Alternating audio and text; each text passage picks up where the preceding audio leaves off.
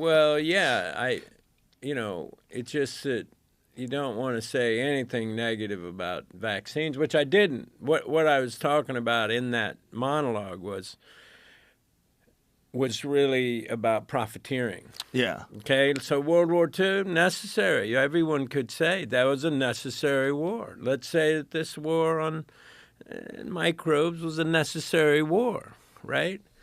Why is anyone profiteering? Yes. Why did Pfizer get to make $100 billion in 2021? Right. Anyway, why did the government profit off of it? Why did the profiteering of war is just wrong. Like, okay, if you say that it has to be, there's conflicts happening right now I disagree with, but I'm wondering, why are people making money off of it?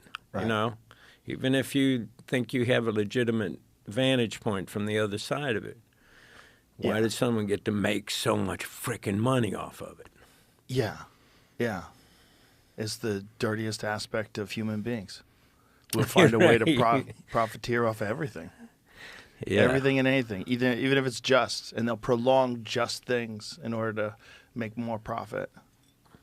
Well, I mean, I'm sure you know that, Richard Nixon knew it was imperative that the war continue, the Vietnam War, back before he got elected, Yeah. He didn't want that to get settled. Yeah. And there's a great phone call. I don't know if you've listened to any of Johnson's phone calls. Lyndon Johnson. What phone call? There was a phone call he had with Nixon, saying, "Hey man, you're going against the peace," because he was trying to get a peace to go before the '68 election, right? Which he eventually just bailed out of anyway because he could see he was going to lose it. Johnson. I don't, maybe you haven't.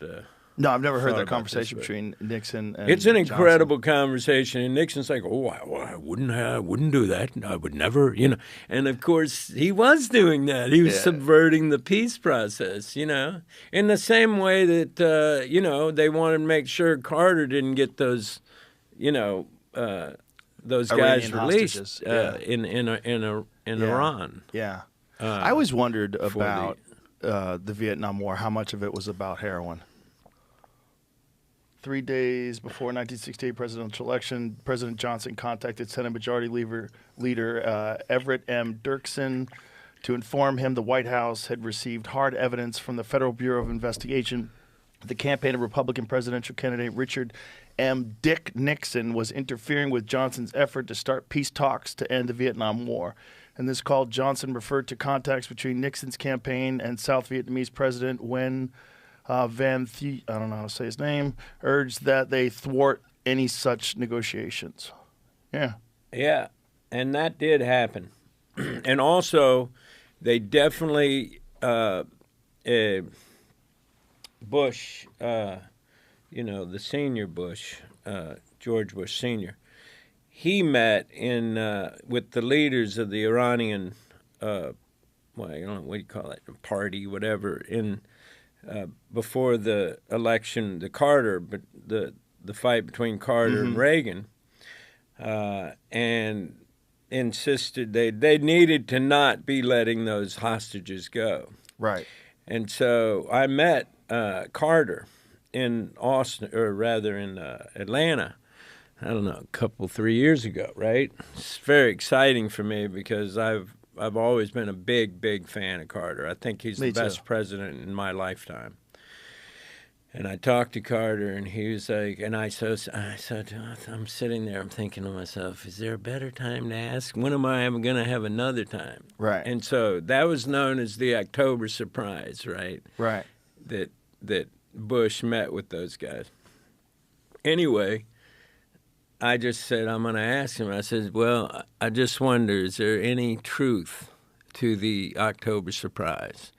And he looks at me like he hadn't heard this question lately, right? And he looks at me and he goes, well, I never talked about this publicly, but we did still have people in the White House after we left who were there during the Reagan administration.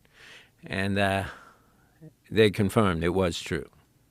Yeah, of course it was true. It was too obvious. The hostages get released right after Reagan gets elected. They released him on the day he took office. Yeah. Ridiculous. Yeah. It's kind of disgusting. Very disgusting. Yeah.